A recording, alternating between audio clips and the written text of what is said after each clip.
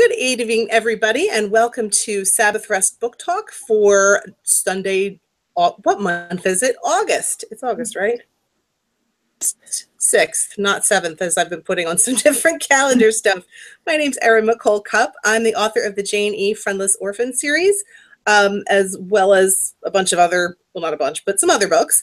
And I'd like to introduce my other co-hosts this evening before we introduce tonight's special guest. So let's hear from Rebecca.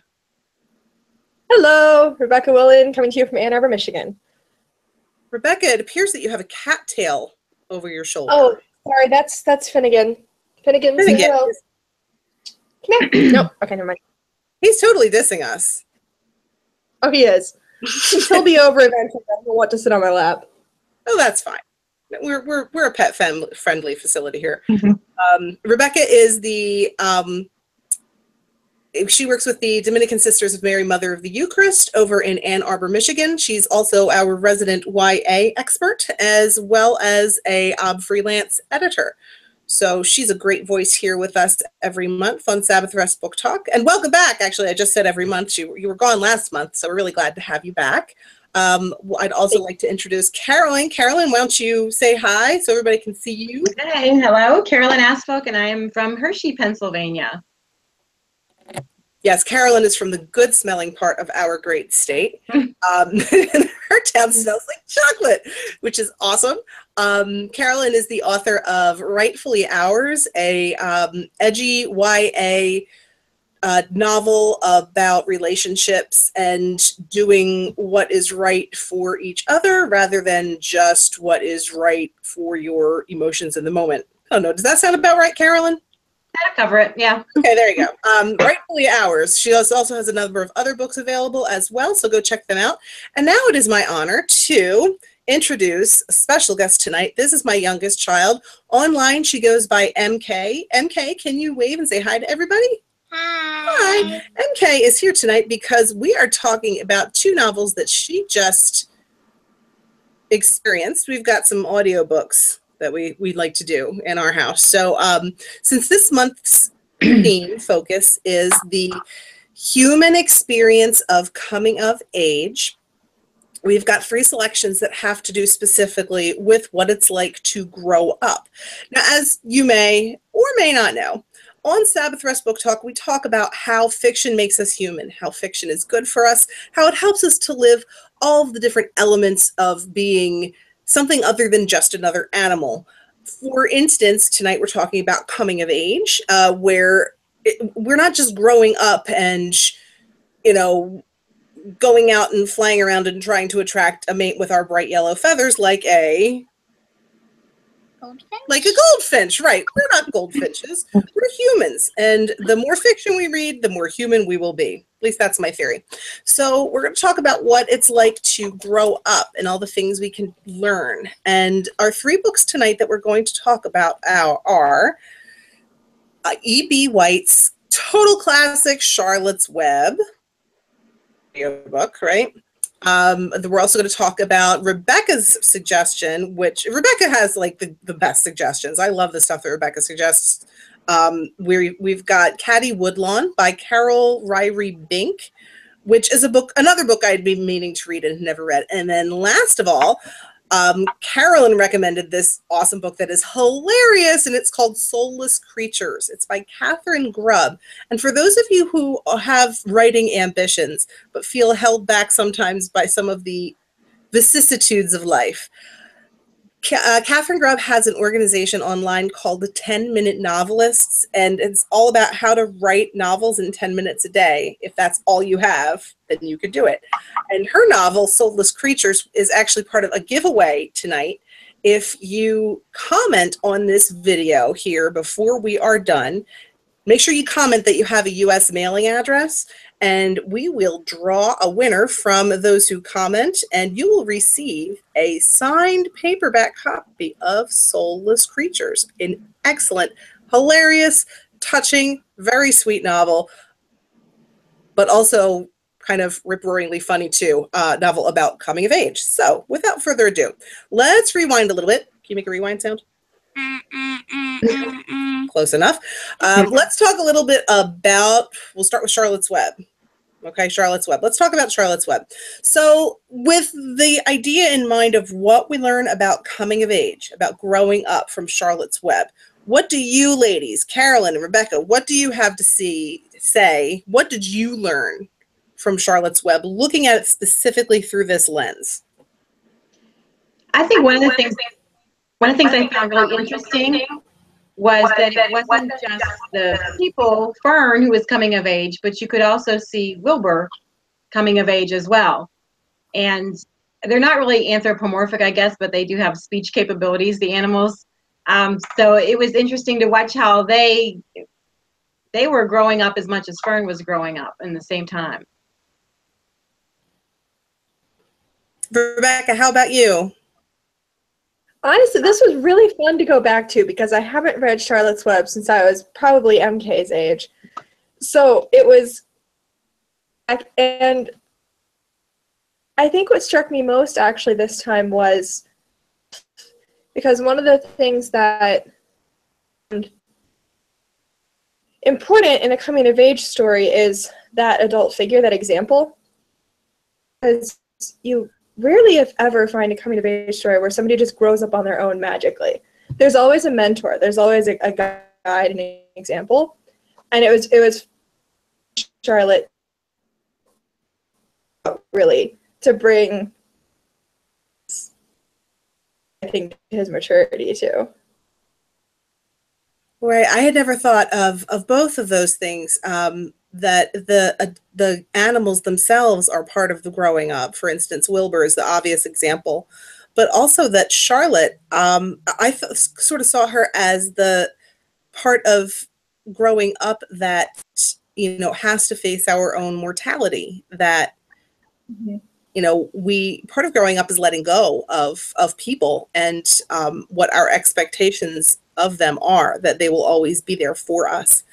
The one example of growing up that really stuck with me was Fern herself, the little girl, because the story starts out with she doesn't want to be around other humans, really. She just wants to be with the animals. And, you know, she's almost part of their conversations, the animals' conversations in the barn. She's the one who hears them and sort of is their advocate to the adults. But by the end, it's through her imagination, her youthful imagination, that helped her to stick up for Wilbur, that the adults actually sort of go back, not regress, but they are the ones who are really invested in Wilbur by the end. And Fern is the one who wants to run off with Henry. What's his name? Henry. With Henry Fussy. She wants to run off and ride rides with him, and she's not as invested in Wilbur's winning anymore. And it was, I don't know if it was sad so much as just seeing that transition from how the human imagination first works out relationships by watching things and not people, but then eventually translates that to relationships with people. Or that's one way that the human imagination can do it, can take care of, you know, those problems of growing up and, you know, the changing ways that we relate to each other. Okay, so that was the grown-up version. What would you like to say about Charlotte's Web? Well, I kind of thought that Wilbur was growing up because he was learning how to make friends, but in the beginning he only had one friend who was Fern. But then when he went to the barn, it was kind of growing up because he started to see more friends in the barn when he was more mature and knew how to make friends. Okay, neat. I like that. Any last words on, I see we've got an animal who's come to join us tonight, Rebecca. Finnegan's visiting. Excellent. But any last words before we move on to Caddy Woodlawn? The only other thing I'd add is, I didn't notice this when I'd read it previously, is that part of the maturity at the end on Wilbur's part and Charlotte seems to involve self-sacrifice. And I don't know that I noticed that before. And you see the contrast because Templeton has learned nothing about being sacrificial. He's just self-indulgent, doesn't really grow up or change. But Wilbur and Charlotte, you see that very clearly. I think Wilbur says something to the effect of, "I would give my life for you, Charlotte." Yeah, he does. And he wasn't like that at all. At first he was, that's right. Oh my goodness, because the main, the conflict of he's going to be their dinner, spring pig or whatever, that he's going to be dinner, was him crying, "I don't want to die. I don't want to die." And then by the end, he says, "I would give my life for you, Charlotte." Okay, I'm going to cry. Bring it back. Bring it back. Okay. Think of bacon and you won't cry. Thank you for bringing that back. All right, so from bacon, let's go to turkeys. Let's go talk about Caddy Woodlawn. Get it, turkeys? Because they were stuck eating turkey all the time. Yes, those boys. Who else wanted to eat turkey? Is it just me? It was okay. So thank you, Carolyn. That's very validated. Did you want turkey? When we were listening to her talk about turkey? No, it's kind of gross to you. Yeah, all right. Okay, so Caddy Woodlawn. I thought this was not complex. Caddy Woodlawn, the journey of Caddy from tomboy to confronting the expectations of a lady in the 1860s here in the United States. Thought that against the background of what our culture says now is what it means to be a lady or not a lady or whatever, it was a lot to think about, because in a way things were, maybe I'm idealizing things, but things were more innocent then, and Caddy had the freedom to find out who she was, which is it's what growing up is finding out. Growing up right is finding out who you are meant to be, from spirit down to molecules. Do you know, is that making any sense? Mm-hmm. Okay, so I like the conflict between what her mother was hoping she would be and what her father was allowing her to be was this, run around sort of almost wild child. And that was sort of the tension through the whole book. And what I liked about that at the end was that she, started seeing the good and noble things that are involved in being a woman, and that you don't have to be like a boy to be free. And I thought that was it was a good message for my kids to see, I thought, and I liked it too. I also liked at the very, very end, I didn't even notice this until we were listening to the audiobook, was the change that the mother went through by the end. Mm-hmm.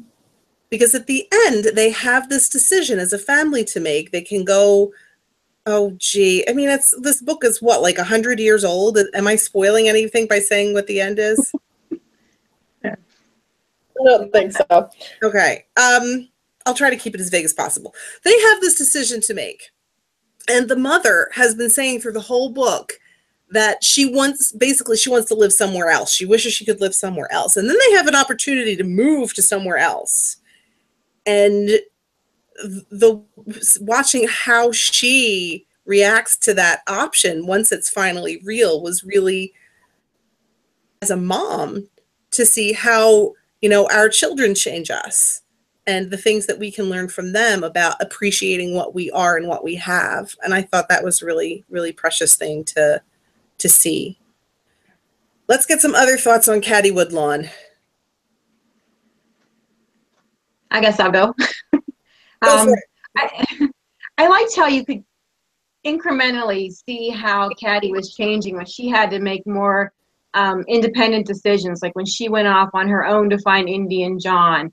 And gosh, now I won't remember other things, but she progressively had to become more into her own as the story went. So when it culminates in those big decisions at the end, you can really see, with the help of her father, like Rebecca was talking about the guide, I presume her father is really been her guide in the book, and how she's matured just through her own, I guess, self-actualization, really. Yeah, I love the challenge that when her father, who she would be like, and gives her his description of what it means to be a woman. I never fail to tear up reading that speech from him, because it's telling her is, you have the capability to be as strong as your mother is, and don't think that what she's doing isn't valuable and isn't as necessary and vital, what I do.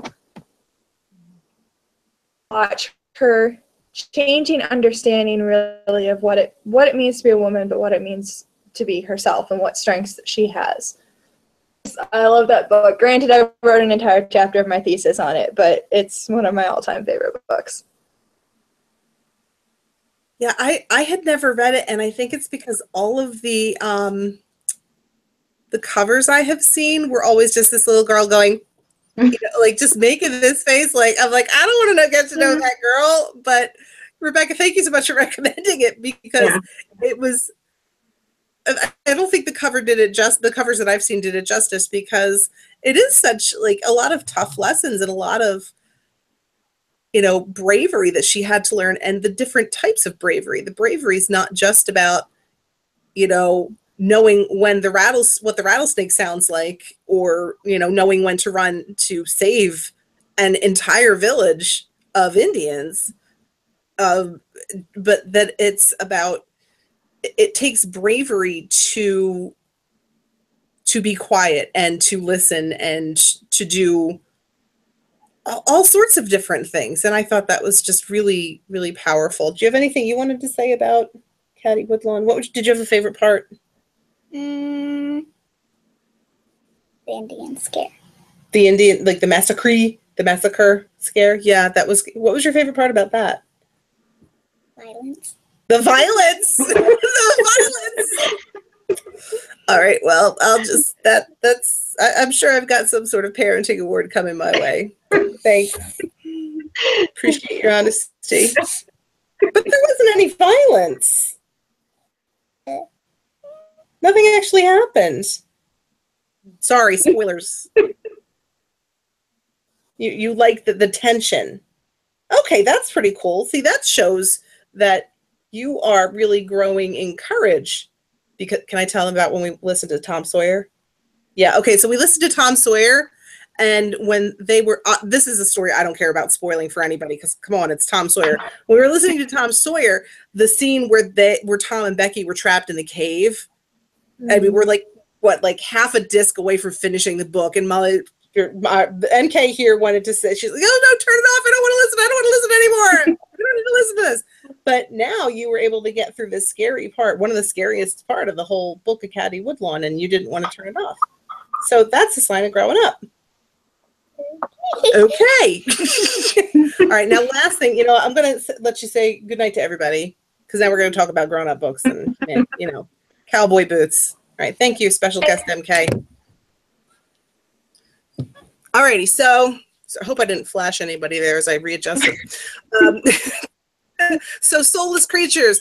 Carolyn, you were the first one to think of this book as a book for the topic of coming of age. So you go first. You go first. Okay. Yeah, you go first and tell us what you saw about coming of age and what that helps us to be more human through this book. Okay, so I read this a couple years ago, so I'm starting to get fuzzy on details, but I'll do my best. It really has a interesting, Katharine Grubb writes very interesting, well-developed, kind of eccentric characters. They're a lot of personality, big personality, and it takes place kind of in the big 80s, which I think makes it even bigger and more fun for those of us who lived through that. But so she has Roy, Jonathan, and Abby are the three main characters who are all at the University of Oklahoma. And Roy's kind of a, I guess you'd say, a bon vivant, kind of bigger than life, bad background, wants to make something of himself, who's matched up with the roommate Jonathan, who just wants to spend all his time kind of dreaming about being at Walden with Thoreau. And between the two of them, they're kind of competing for Abby's attentions. And Abby has come from kind of a background where she's, let's say Abby's kind of like Caddy or somebody. She's having somebody else's expectations imposed upon her. And this is the first time she's really had a chance to explore who she is and what she wants to be and how she wants to behave. And she gets thrown in the midst of this sort of competition between the other two to prove whether Roy has a soul. And she, as they call her, Switzerland, is the neutral party who will decide through Roy's essays whether he does indeed have a soul, and if he does, he gets Jonathan's car. So in the midst of all that, they have all kinds of craziness going on in their dorm, and with a fake ID ring. And so there's a lot of hilarity in it, but you really get to see how these characters grow. And I mean, you're struck at the end. It wraps up very nicely, but I think Abby always struck me as most interesting in some ways, because even though she comes of age, she becomes, she realizes who she is. She doesn't really divert from her values, but it's more of just a taking on, assuming for herself what she believes and not having it imposed from somebody else. Yeah, that's kind of, it was funny because I thought I saw like some strange overlapping between Caddy Woodlawn and Soulless Creatures, which if we hadn't put these two books together on the same show, I never in a million years would have thought, oh yeah, compare, contrast Caddy Woodlawn and Soulless Creatures. But you could really see it's like they both sort of show that part of growing up is forming who you are out of what you have come from and what you could possibly be. And that you really, really see that in the interplay and the circumstances between that, you know, Roy, Jonathan, and Abby, you know, where they come from when they first come on the scene. I almost called Rebecca Carolyn. Sorry. We start school tomorrow, so I'm a little cuckoo here. Rebecca, so what did you think of Soulless Creatures and those characters growing up? I mean, you are the recent relatively recent college grad compared to. Well, just to play off what you just said, that kind of forming yourself out of, it's something I found interesting and really important in my friends as well, is like realizing that there comes a point where I'd keep and what you're going to change of how your parents raised you. And for me, it's 90% keeping, but it's when you have to choose, like for me particularly in matters of my faith. There came a point when I decided, okay, I'm going to live as a Catholic the way my parents raised me. Like even continuing, it's like, okay, am I going to do this the way I know my parents would have done it differently? It's to me, that's kind of the essence of growing up. Soulless Creatures goes particularly. I have to give kudos to the author for creating 3 very irritating characters that managed to go on. I started out the book not liking any of them. They all irritated me. Even Roy, surprisingly, who I initially liked. Roy and then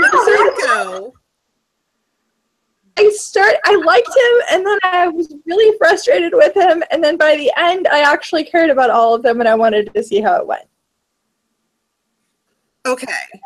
They all had their weaknesses, and they all had to grow up. That's for sure. I do remember when I first read this, too. For the first third of the book, I didn't connect to any of them. I don't know if I disliked them, but I wasn't feeling them. And then there was a point somewhere there where it hit. I was like, oh, okay, now I'm invested in what happens to them. I don't know. I like just connected with Roy right away.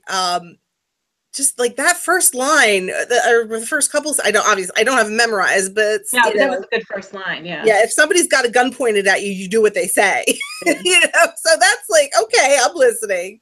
But I just loved how he could have been a disaster, and he chose to do what it took to not be a disaster. And that just showed, I don't know, I guess that inner strength that he always showed. Okay, so the fake ID ring was perhaps a poor choice. But that he had the ability to, you know, really invest in better choices, I guess, towards the end was pretty cool. And I loved the ending. Yeah. I especially Oh my loved gosh, the epilogue at the end. Yeah. well, climax and building up to that final scene in the cabin was just like, okay, I'm just not gonna put it down for about the next 20 minutes. Because this needs to be finished like now, because everyone's in, it's like the epitome of let's put all the conflicting parties in one room and see who comes out. Yes. Oh, it's like I tell my kids, like, I'm going to put you all in a bag and see who comes out alive. Put you all in a burlap sack, and then people all in a cabin in the woods before cell phones. Yeah.